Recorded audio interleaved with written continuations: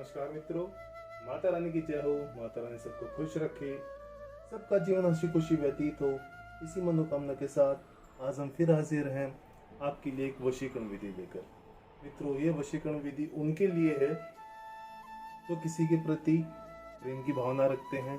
उन्होंने अपने प्रेम का भी इजहार किया, लेकिन सामने वाले में वो भावना नहीं है आपके लिए जो आपके मन में उसके लिए।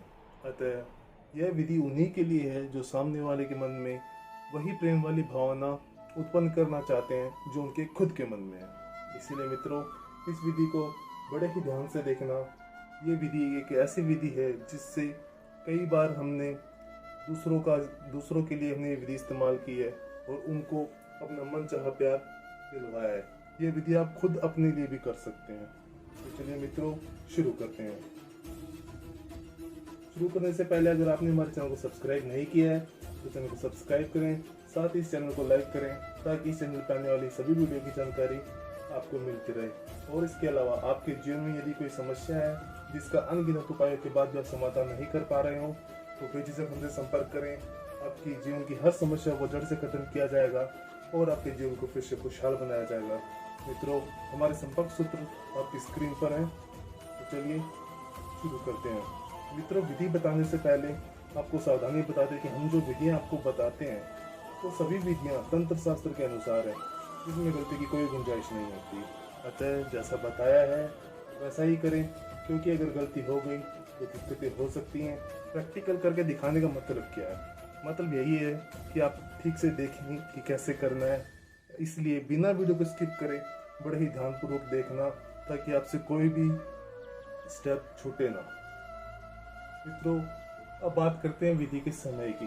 ये विधि जो हमारे महीने में 2 पक्ष होते हैं, शुक्ल पक्ष, कृष्ण पक्ष। इस विधि का आपको उपयोग करना है शुक्ल पक्ष में। कृष्ण पक्ष में ये नहीं कर सकते आप, शुक्ल पक्ष में करना है। करने के लिए सबसे पहले आपको जरूरत पड़ेगी पीपल का पत्ता, थोड़ा सा गंगा जल और तांबे का कलश। तांबे का नहीं हो तो आप स्टील का भी ले सकते हो। और हमको 3 इलायची और 3 लौंग की जरूरत पड़ेगी। पीपल का पत्ता अगर आप आज लाते हो तो उसको आपको रात भर अपने तकिए के नीचे रख के सोना है और ये विधि फिर आप अगले दोपहर में करोगे। इसीलिए आपको जब भी विधि करनी हो एक दिन पहले जाकर ही पीपल का पत्ता ले आए, उसको घर पे लाकर साफ सुथरे पानी से धोइए, एकदम साफ कर लीजिए। रात को सोते समय उसको अपने तकिए के नीचे रखकर सो जाएं। सुबह उठकर स्नान वगैरह से निर्वित होकर आपको ऐसे आसन लगा के बैठना है और ये विधि एकांत में कीजिए। किसी को इस विधि के बारे में पता ना हो, क्योंकि ये जो विधियां होती हैं गुप्त में होती हैं। इसीलिए किसी को भी इस चीज़ का ज्ञान नहीं होना चाहिए कि आप कुछ ऐसी विधि कर रहे हो। तो आपने आसन लगा लिया। ये वही पीपल का पत्ता है जो आप रात को तकिए के नीचे रख के सोए थे। इसके पश्चात 3 इलायची लेनी है और 3 लौंग लेनी है और इन दोनों को सीधे हाथ से एक साथ उठाइए। उठाने के बाद इनको सीधे हाथ से एक ही साथ इस पानी में विलय करना है। एक बार हो गया। इसे हमने 1 इलायची 1 लौंग ली। ध्यान रहे कि इलायची या लौंग जो आप तीनों ले रहे हो कोई भी खंडित ना हो, पूर्ण इलायची हो। अब इसको भी हम इसमें विलय करवाएंगे।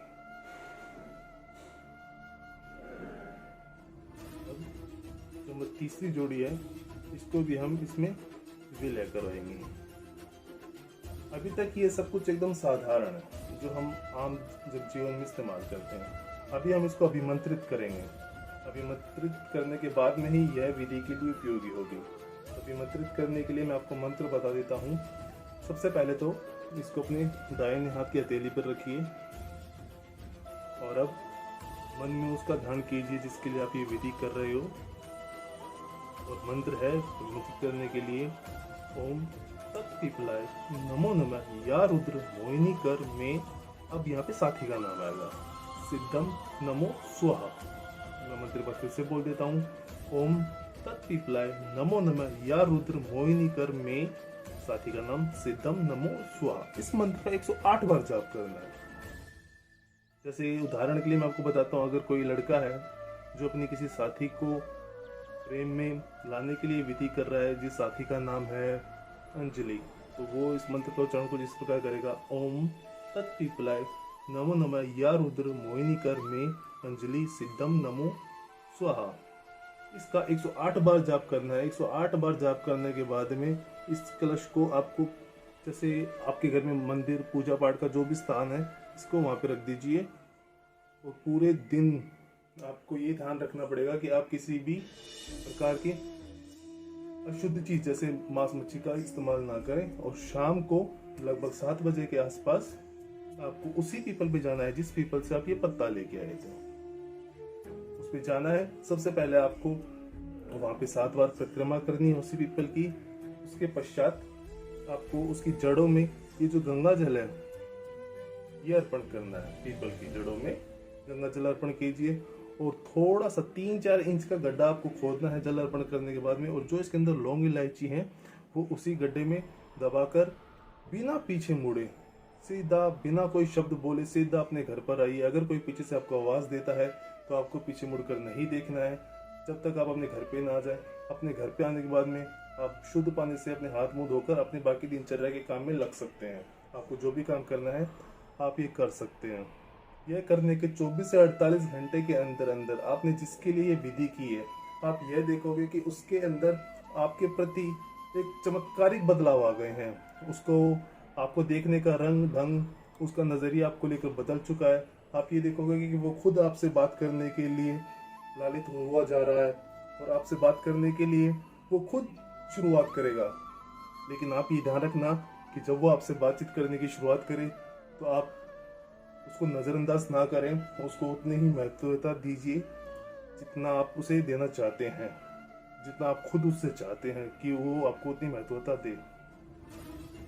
बाकी मित्रों, अगर विधि को लेकर कोई भी शंका या सवाल है या आपके जीवन में कोई प्रॉब्लम है जिसने आपके जीवन को नर्क बना रखा है और अनगिनत उपायों के बाद भी आपको समाधान नहीं मिल पा रहा हो, तो बेझिझक हमसे संपर्क कीजिए। आपकी हर समस्या को जड़ से खत्म किया जाएगा। और अगर विधि करते समय आपसे कोई गलती या कोई भूल चूक हो गई हो तो घबराने की जरूरत नहीं है। आप हमसे संपर्क करें, आपकी हर समस्या को जड़ से खत्म किया जाएगा। बाकी मित्रों, अगर आप हमारे इस चैनल पर नए हो तो इस चैनल को सब्सक्राइब करें, साथ ही इस वीडियो को लाइक करें। और अगर आप भी माता रानी को मानते हो तो कमेंट बॉक्स में माता रानी जी जरूर लिखिए। जय माता दी मित्रों।